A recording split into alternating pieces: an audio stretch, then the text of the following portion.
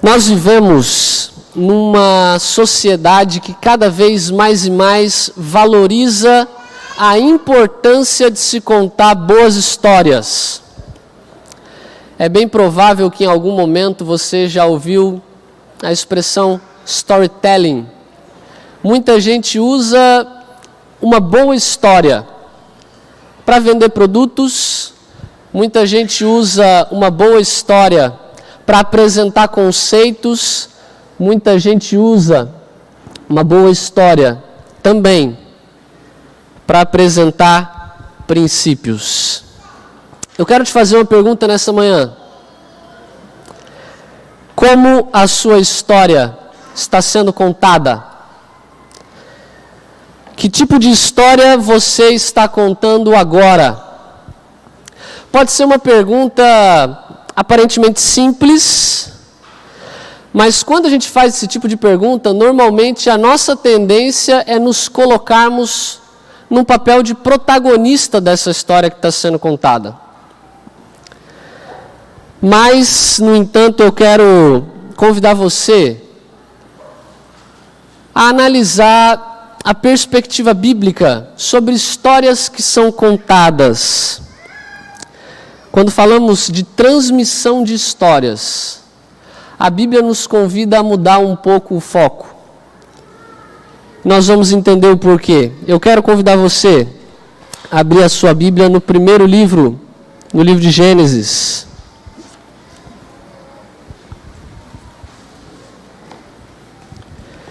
Gênesis no capítulo 37.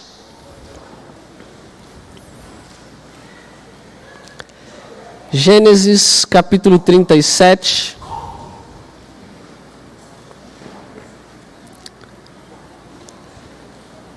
Nós vamos ler o verso 2, mas antes disso eu quero convidar você, assim como você está mesmo, a fazermos algo que a gente sempre deve fazer antes de iniciar um estudo das Escrituras. Quer falar com o autor dela? Feche seus olhos, oremos. Bondoso Deus e amado Pai do céu, nós te damos graças pelo privilégio de estarmos aqui, de podermos compartilhar de momentos especiais na Tua presença e na presença de pessoas que amamos. Agora, aqui em Tua casa, no Teu santo dia, temos o Teu santo livro em mãos e pedimos para que o mesmo Espírito que inspirou a escrita dele ilumine nossa mente, nos dando discernimento para entender e sabedoria para colocarmos em prática a Tua palavra nessa manhã. É o que oramos no nome do Seu Filho amado Jesus. Amém. Gênesis capítulo 37, verso 2, diz o seguinte: esta é a história da família de Jacó. Algumas traduções apresentam apenas como sendo a história de Jacó. Quando José tinha 17 anos, pastoreava os rebanhos de seus irmãos, ajudava os filhos de Bila e os filhos de Zilpa, mulheres de seu pai, e contava ao pai a má fama deles. Eu quero que você preste atenção nas primeiras sentenças dessas frases que lemos. A maioria das traduções diz que essa era a história de quem? Jacó. Só que logo em seguida ela passa a narrar a história de quem? José. Isso tem a ver com um conceito muito importante de uma palavra que aparece algumas vezes ao longo de todo o livro de Gênesis. A palavra hebraica toledot. Toledot é a palavra que em alguns contextos ela é traduzida por genealogia, e em alguns outros contextos ela é traduzida por história, narrativa ou gerações. Ela aparece mais especificamente 11 vezes ao longo do livro de Gênesis, o que alguns comentaristas bíblicos entendem como sendo uma espécie de marcador de um início de cada sessão ao longo do livro. Também é importante ressaltar que essa palavra, ela é o fio condutor por onde todas as narrativas vão sendo ligadas. Agora, Essa palavra ela faz sentido quando nós descrevemos uma genealogia. Por exemplo, quando você vai ao início do livro, fala que Adão teve vários filhos, depois esses filhos vão gerando outros filhos e eles vão compartilhando essas histórias. Mas, às vezes, você tem uma quebra de narrativa. Passa-se a falar que essa é a história de alguém, mas de repente essa história termina e passa a ser contada, na verdade, a história de uma outra pessoa, que seria o filho desse personagem. Em relação a essas narrativas, eu queria destacar 2 pontos muito importantes com vocês nessa manhã.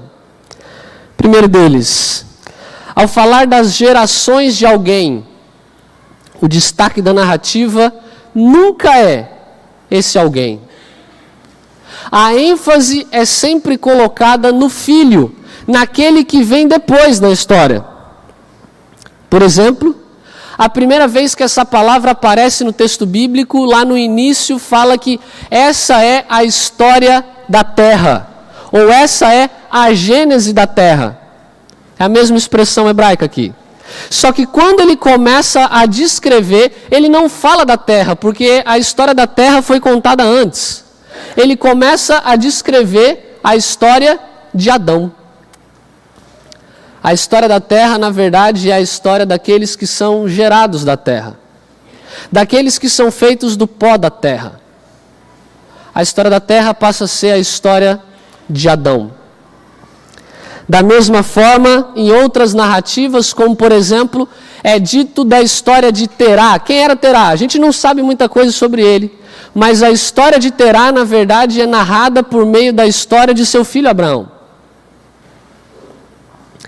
A história de Jacó, como lemos, não é a história de Jacó. É a história dos filhos dele. Mas, em especial, José. O que o texto bíblico está querendo dizer isso? Ao contrário do que dizem muitos gurus de autoajuda por aí,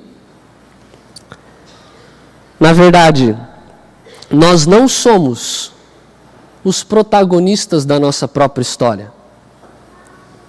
A minha história, na verdade, não é sobre mim mesmo. Na ótica bíblica, os filhos são aqueles que contam as verdadeiras histórias de seus pais. O que me faz entender que, na verdade, eu vivo para contar a história do meu pai. E a minha história é contada pelo meu filho.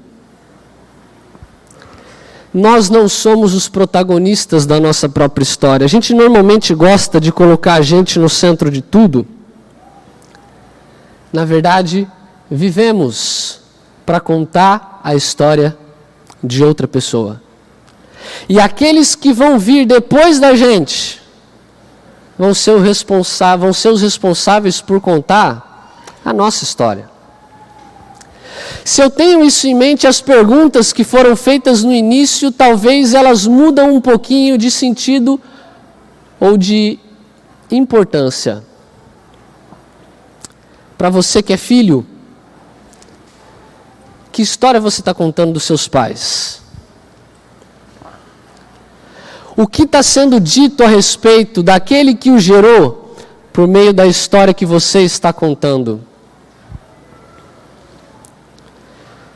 Mas para você que é pai ou mãe, a pergunta é: como a sua história está sendo ou vai ser contada através dos seus filhos?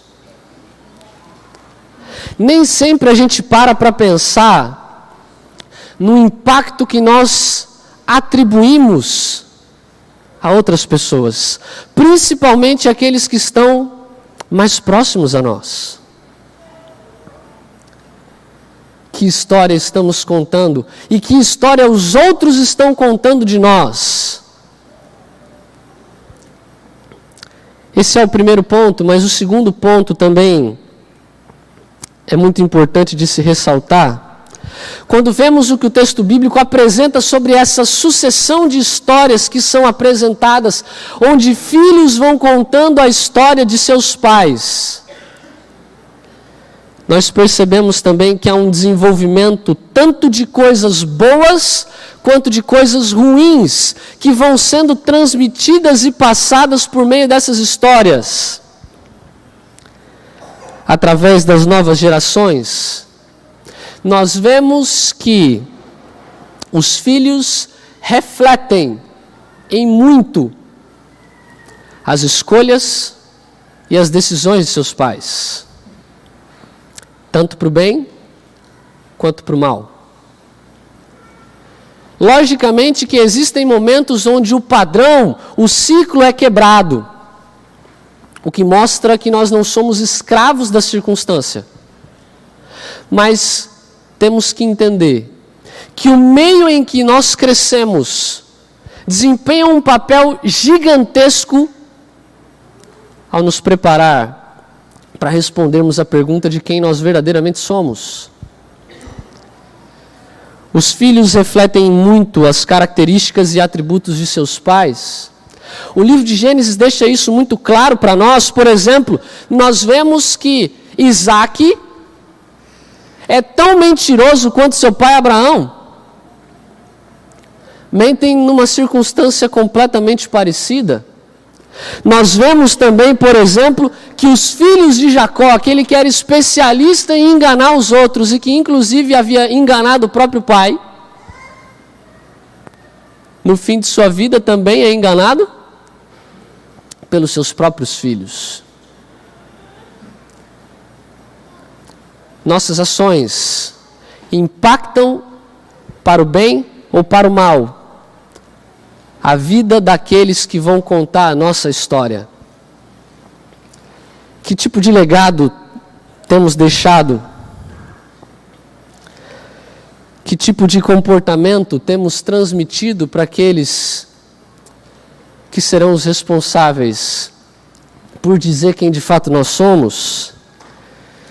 No entanto, da mesma maneira como nós transmitimos aos outros, que vem depois de nós, aquilo que de fato somos, nós percebemos que nas páginas da Escritura existe também um aspecto positivo no meio disso tudo. Não são apenas as coisas ruins que são passadas, coisas boas também. Da mesma forma, por exemplo, no aspecto espiritual, vemos que o Deus de um pai passa a se tornar também, por meio de experiências pessoais distintas, o Deus de um filho. O Deus de Abraão passa também a ser conhecido como o Deus de Isaac. E o Deus de Isaac também passa a ser conhecido como o Deus de Jacó. Mas é muito importante nós entendermos que essa transmissão de fé, ela não é transmitida por meio de genética. Ela não passa automaticamente. Essa transmissão de fé, ela vem por meio de um encontro real, pessoal e profundo com aquele que era o Deus de seu pai. Aqueles que se permitem relacionar-se com Deus descobrem que esse Deus, ele não apenas transcende, mas ele transforma diferentes gerações da mesma família, independente de qual seja a história dessa família. Deus transforma e escreve novas histórias. É por isso que nesse momento eu quero em especial fazer um pequeno recado àqueles que são pais. Seus filhos conhecem o seu Deus? Será que eles já experimentaram o Deus que você em algum momento experimentou por conta própria? Será que tudo isso que está sendo transmitido está surtindo de fato efeitos? O que nós temos transmitido espiritualmente como valores àqueles que vão contar e narrar a nossa história? Será que o nosso Deus vai ser também o Deus de nossos filhos? Ou será que eles vão buscar experiências espirituais opostas às nossas. Qual é o maior legado que você tem se preocupado em deixar para os seus filhos, para aqueles que vão contar a sua história? Na Bíblia, fé tem a ver com confiança, e essa confiança é transmitida por meio de histórias. É por isso que você vê continuamente na Escritura o passado sendo relembrado, as gerações antigas transmitindo exemplos de fé prática, por meio de episódios que foram narrados ao longo da história de um povo, para que essa identidade não se perca, mas para que, acima de tudo, as novas gerações entendam que elas também precisam conhecer o Deus de seus pais, para que elas possam narrar novas histórias para aqueles que virão depois deles também. A história dos pais são contadas aos filhos para que eles não peguem carona na fé alheia, mas para que eles aprendam com elas e possam ser incentivados a ter a sua própria experiência pessoal com o Deus de seus pais. A fé é transmitida por meio da história.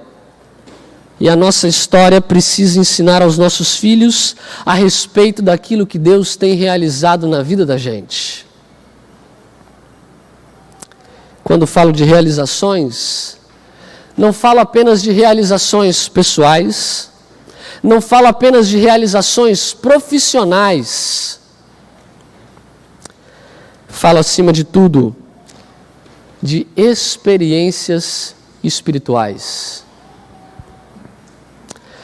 O maior legado que podemos transmitir aos nossos filhos, àqueles que vão contar a nossa história, é uma compreensão correta do que é a graça e o reino de Deus. Só assim eles vão poder ser verdadeiramente educados. Hoje nós estamos celebrando aqui um sábado destinado para se falar de educação. Muita coisa é dita em relação à educação hoje em dia. As pessoas têm uma visão muitas vezes completamente distorcida do que é de fato educar. Tem gente que às vezes acha que educar significa transmitir conhecimento, transmitir informação. Educar vai muito além disso.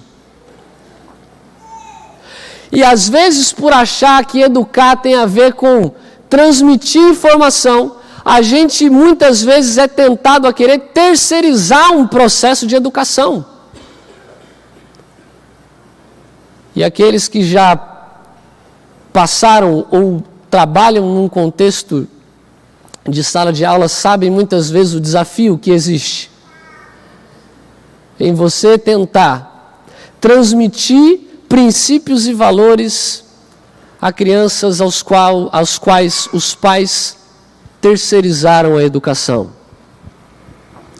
A gente às vezes acha que educar um filho consiste simplesmente em colocá-lo numa boa escola, para que ele tire boas notas, para que ele seja um bom aluno e quando ele terminar tenha condições de prestar um bom vestibular, passar numa boa faculdade,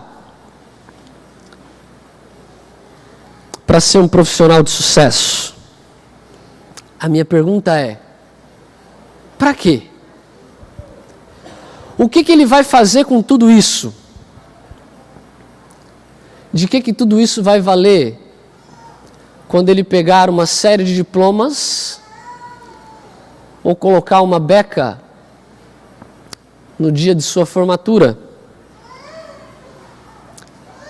Tudo o que foi transmitido, tudo o que foi passado, qual foi o objetivo de tudo isso? Nós precisamos entender que educação vai além disso. Quando nossos filhos, e essa é uma preocupação que como pais acredito que todos têm, Que carreira meu filho vai escolher? Qual é o futuro que ele vai seguir? Quando nós tentamos dialogar com nossos filhos a respeito do futuro deles, quando nossos filhos vêm nos buscar para ter uma orientação em relação à profissão que querem seguir no futuro, por exemplo, qual a motivação que nós estamos transmitindo a eles? Ele precisa fazer algo que dê a ele um bom emprego? Não, filho. Você tem que fazer alguma coisa que te dê trabalho. Olha aí o país, quase 13 milhões de desempregados. Você vai estudar uma coisa que não vai te dar emprego? Isso é importante, sim ou não? É importante. Mas às vezes nós achamos que tudo se resume em trabalho. E criamos filhos que vão passar a sua vida adulta tremendamente frustrados, infelizes, levantando-se a cada manhã, sem saber por que estão indo fazer o que vão fazer. Às vezes criamos filhos pensando unicamente em salário. Não, filho, você tem que fazer algo que te dê um bom dinheiro. Para você ter uma situação de vida melhor do que o que o seu pai teve. É errado desejar isso para os nossos filhos? Não. Mas corremos o risco de criar uma geração subornada por um salário. Pessoas que crescem achando que o dinheiro é o centro de tudo e que o dinheiro pode resolver qualquer circunstância. Estamos ensinando os nossos filhos para pensar no futuro apenas em relação a emprego e dinheiro? Apenas em relação a salário? Ou será que estamos ensinando eles para fazer algo maior? Não estou dizendo que questões de emprego e questões financeiras não devam ser avaliadas.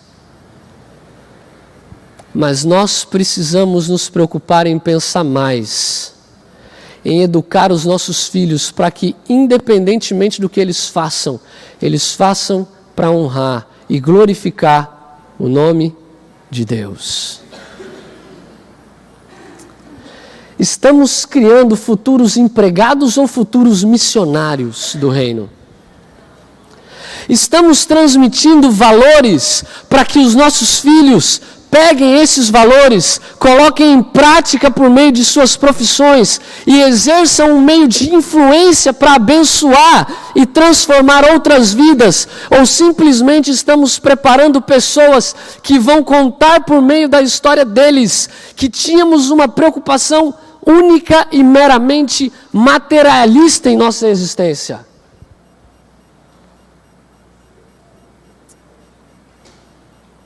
Você que é pai e o seu filho já está no âmbito universitário ou está se preparando para isso, você já se preocupou em contar para o seu filho, em perguntar para ele como ele pensa em abençoar pessoas, como ele pensa em transformar vidas por meio da carreira que ele quer seguir?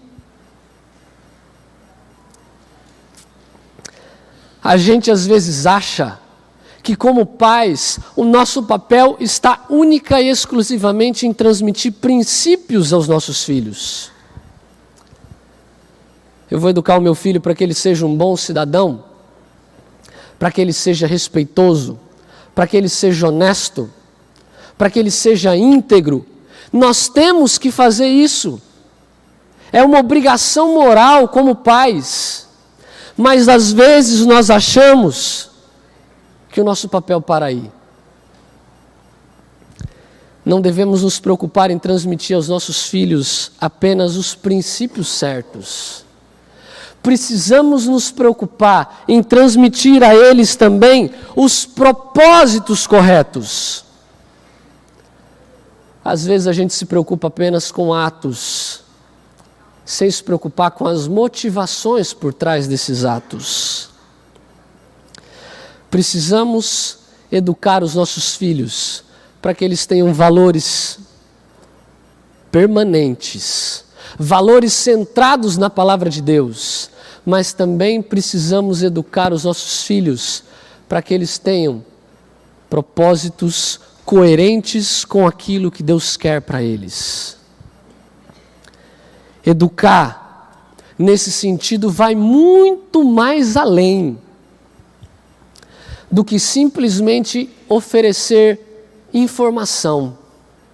Na verdade, de acordo com a autora Ellen White, no livro Educação, educar e redimir são a mesma coisa. Ou seja, Deus nos educa por meio de sua graça, para que nós possamos ter a nossa existência redimida e transformada. Deus nos pega do jeito que somos, do jeito que estamos, e por meio de sua graça, Ele vai nos transformando, para que a cada dia nós possamos estar cada vez mais e mais parecidos com aquele que é o ideal que Deus espera de nós, a pessoa de seu Filho. Educar significa restaurar a imagem de Deus em nós. É o processo pelo qual Deus vai nos santificando e vai nos tornando cada vez mais e mais parecidos com Jesus Cristo. Dessa forma, se a gente pensar em educar alguém e ensinar alguém a respeito de Deus, sejam filhos, sejam nossos alunos, precisamos primeiramente entender que nós precisamos ser ensinados por Ele. Nós precisamos experimentar, primeiramente, a graça transformadora de Deus na vida de cada um. Existe um ditado rabínico que diz que nós não podemos transmitir aquilo que não absorvemos. Em outras palavras, você não pode dar aquilo que você não tem. Não podemos dar aquilo ou aquele que não temos ou que não conhecemos. É por isso que eu quero convidar você a ler um outro texto bíblico que agora está no livro de Deuteronômio. Deuteronômio capítulo 6.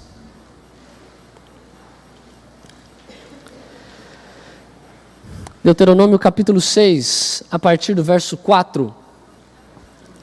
Essa é uma das principais porções, é o centro da fé do povo judeu. Todo o aspecto educacional de uma nação, de um povo, foi baseado nesse texto. Na verdade, alguns comentaristas dizem que esse deveria ser o primeiro verso que uma criança em Israel deveria decorar. A famosa oração do Shema. O texto bíblico diz, a partir do verso 4, ouve Israel, o Senhor nosso Deus é o único Senhor. Ame o Senhor, o seu Deus, de todo o seu coração, de toda a sua alma e de todas as suas forças. Que todas essas palavras que hoje lhe ordeno estejam em seu coração. Ensine-as com persistência a seus filhos. Converse sobre elas quando estiver sentado em casa, quando estiver andando pelo caminho, quando se deitar e quando se levantar. Amarre-as como um sinal nos braços, prenda-as na testa, escreva-as nos batentes das portas de sua casa e em seus portões. Esse texto ele traz para nós muitas informações e eu queria, nesses poucos minutos que eu ainda tenho, compartilhar algumas informações do texto bíblico com vocês. ele começa nos mostrando que, primeiro, a base de toda a educação de uma nação, segundo o propósito bíblico, segundo o plano divino, consiste, primeiro, educar através do exemplo. Exemplo, coerência e experiência pessoal com Deus. Se nós não transmitimos aquilo que absorvemos, é impossível querer falar para o meu filho de um Deus que eu não conheço. É por isso que antes de falar qualquer coisa em relação a ensino, o texto bíblico nos dá algumas orientações. Ele fala, ouça. O verbo ouvir, na língua hebraica, é sinônimo de obedecer. É sinônimo de colocar em prática a orientação que é dada. Ouça, Israel, o Senhor é o único Deus. Qual é o próximo verbo? Amar. Amarás, pois, o Senhor teu Deus. Nas línguas bíblicas existem diversas palavras para descrever amor. A que Moisés usa aqui em Deuteronômio vem da raiz da palavra ahavá. Ahavá é amor num sentido incondicional. Ahavá descreve o amor de Deus para com os seus filhos. Ahavá descreve um amor que é firmado por meio de uma aliança ou um compromisso. Ahavá indica pertencimento. Ame, pertença. Faça uma aliança com esse Deus. Não é somente um sentimento, mas um chamado à ação. Que ação? Ouvir, obedecer. Nós obedecemos aqueles que amamos. Amarás, pois, o Senhor teu Deus de todo o seu coração. O coração na Bíblia é o campo dos sentimentos, mas também é o campo das decisões, das emoções. Amar a Deus de todo o nosso coração significa ter todo o nosso corpo, mente, sentimentos, desejos e decisões entregues a Deus. Amar a Deus de toda a nossa alma. Biblicamente, nós não temos uma alma. Nós somos alma vivente. A raiz da palavra alma está ligada à garganta, aquilo pelo qual nós recebemos o que é elementar para que o ser humano possa viver como um todo.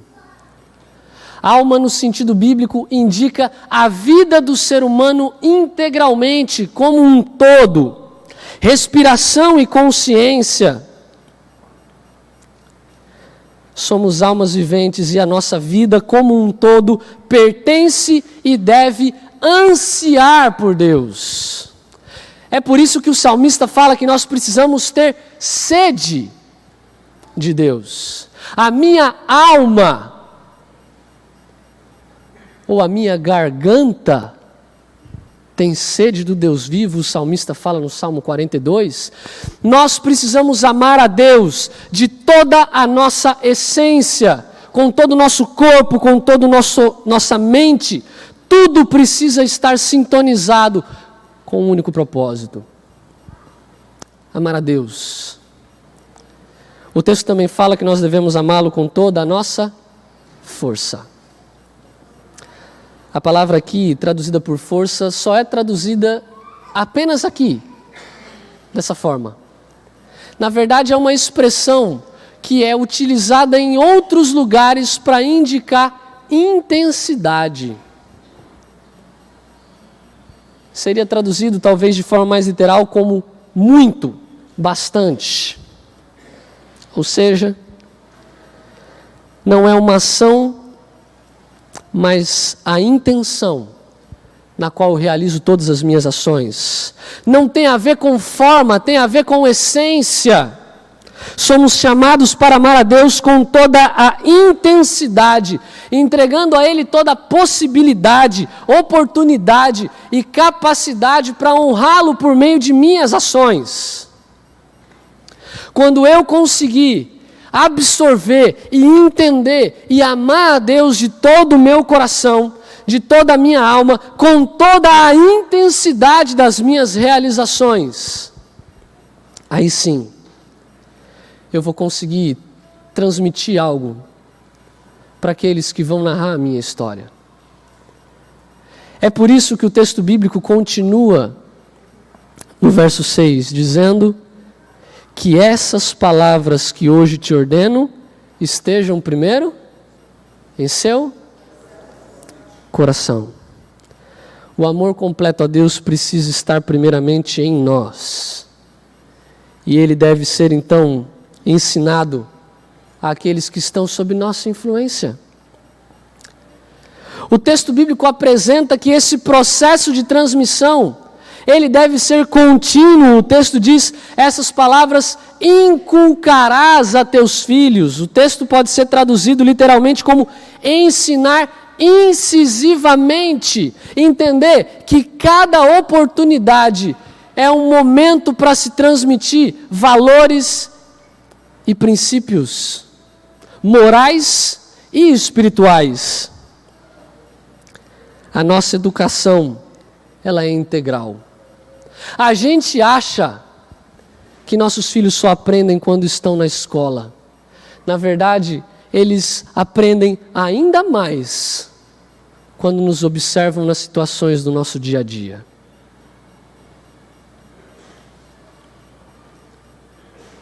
O que o seu filho tem aprendido de você no seu cotidiano? Quando você tem que resolver questões simples do dia a dia. Será que você está aproveitando esses momentos para também ensinar, por meio de palavras e ações, valores e princípios corretos àqueles que vão narrar a sua história?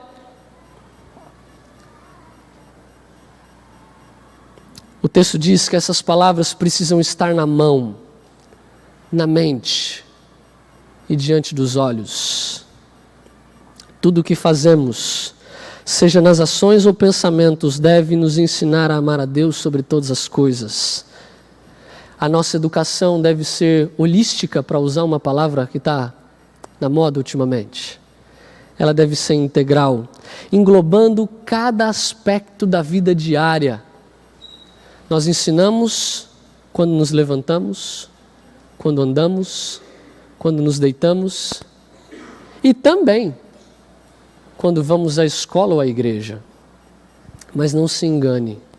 Talvez as principais lições espirituais que seus filhos vão aprender com você acontecerão no íntimo das suas relações familiares. É por isso que na ótica bíblica, o exemplo e a coerência transmitidos de forma contínua e integral são a melhor maneira de narrar histórias transformadas pela graça de Deus. Eu quero concluir fazendo mais uma vez a pergunta que eu fiz no início. Que história temos contado dos nossos pais? Que história nossos filhos estão ou irão contar de nós? A narrativa bíblica realça e aponta um enredo importante demais já logo no seu primeiro livro. A história mais importante é a do filho. Nesse caso, o próprio Cristo. É Ele quem conta e narra, por meio de suas ações, a história do Pai. Essa é a principal narrativa de toda a história bíblica. E, na verdade, é nessa história que todas as outras histórias humanas convergem. Porque é apenas na história de Cristo que a nossa história pode encontrar verdadeiramente origem, destino e propósito. Não podemos alterar os eventos passados da história, mas podemos permitir que uma nova página seja escrita por aquele que é o grande e verdadeiro responsável por escrever finais felizes. Eu quero terminar a mensagem dessa manhã fazendo um convite. Nós temos aqui inúmeros pais acompanhados de seus filhos. Nós temos aqui filhos que talvez não tenham mais o privilégio de ter a presença de seus pais. É verdade que, como seres humanos falhos, nem sempre transmitimos tudo aquilo que gostaríamos de transmitir. E é por isso que o Deus da graça nos convida a experimentarmos um novo capítulo em nossa história a cada dia. Nós vamos encerrar, mas antes eu quero convidar aqui. Existe alguém que talvez precisa, nessa manhã, restaurar suas relações familiares? Existe talvez aqui nessa manhã, um filho que precisa repensar em que tipo de história está contando dos seus progenitores? Você pode não mudar aquilo que os seus pais fizeram. Você não pode mudar o que eles transmitiram a você. Mas você pode mudar a forma como a história deles vai ser contada por meio da sua própria história. Existe alguém aqui nessa manhã que precisa pedir para Deus um recomeço, que precisa pedir para Deus uma oportunidade de narrar uma história diferente? Se sim, eu quero convidar você a se colocar em pé. Mas eu também quero fazer um outro convite. Um convite àqueles que talvez estão na presença daqueles que estão começando a contar a sua história. Aqueles que têm filhos pequenos e que percebem que talvez precisam transmitir coisas melhores àqueles que vão contar a sua história. Existe alguém aqui nessa manhã que quer entregar essas páginas da sua existência para aquele que pode de fato mudar e transformar gerações? Existe alguém aqui nessa manhã que precisa talvez mudar algumas posturas na sua família para que as novas gerações contem uma história da graça de Deus manifestada através de sua vida? Deus seja louvado nessa manhã. Se você quer nessa manhã, juntamente com aqueles que contam a sua história, pedir para Deus um recomeço, pedir para Deus uma nova oportunidade, pedir para que Ele talvez apague os episódios terríveis de uma história passada e te dê a oportunidade de experimentar e ensinar para aqueles que vão contar a sua história o que é a graça divina. Deus faz um convite para você nessa manhã. Eu queria saber se você que se levantou pode dar um passo um pouquinho mais para vir aqui à frente. para que você entregue a sua história. E para que você que talvez precisa trazer aquele que vai narrar a sua história no futuro, para uma reconciliação com o Deus que transcende gerações, com o Deus que transforma histórias, com o Deus que está disposto a nos dar uma nova oportunidade por meio de uma misericórdia que se renova a cada manhã. Existe algum pai ou mãe que talvez precisa pedir hoje para experimentar por si mesmo esse Deus?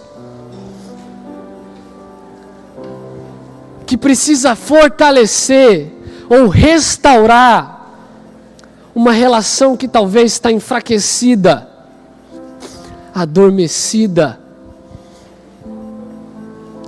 que precisa desenvolver uma experiência real com Deus, para poder transmitir essa experiência e narrar a sua fé para aqueles que vão contar a sua história. Existe algum pai que precisa nessa manhã orar para que o seu Deus seja também o Deus de seu filho? Para aquele que talvez, por uma série de razões, escolheu um caminho diferente, e isso, como pai ou como mãe, te incomoda? Deus é um Deus de recomeços, é um Deus de transformações, e não existe história, por pior que seja, que Ele não possa dar um novo sentido, que Ele não possa dar um novo significado. Deus quer que nós experimentemos a sua companhia de forma real. Se existe alguém aqui que você precisa dar um abraço ao fazer essa oração, chega perto. Abraça essa pessoa. Se existe alguém que você talvez precisa ligar hoje para pedir perdão, para talvez reconsiderar a ideia de Deus que muitas vezes você transmitiu de forma errada, faça isso quando sair daqui. Mas permita a Deus uma oportunidade de transformar a sua história, a história de seus pais e também a história de seus filhos. Feche seus olhos. Pai querido, a Tua palavra, por meio da história de seu filho, narra a sua história, nos mostra um Deus amoroso, um Deus reconciliador, um Deus que nos alcança, nos redime, nos transforma e nos educa, para que possamos nos tornar cada vez mais e mais parecidos com a imagem de seu Filho Jesus Cristo. Pai querido, que nesse momento, cada história seja levada para o personagem principal de sua Escritura, e que na pessoa de Cristo, cada um aqui encontre sua origem, destino e propósito. Pai querido, nos ajude a experimentá-lo, a conhecê-lo por conta própria, por nós mesmos. Nos ajude a amá-lo de todo o nosso coração, com toda a nossa alma e com toda a intensidade do nosso ser. E nos ajude, Senhor, a transmitirmos esse amor àqueles que vão contar a nossa história. não apenas por meio de palavras, mas por meio de exemplos e ações. Perdoa as nossas falhas e que por meio do sangue de Cristo elas sejam apagadas e possam dar lugar a uma nova história escrita por Ti. Esse é o nosso pedido e oramos no nome do Seu Filho amado Jesus, o personagem principal da nossa própria história. Amém.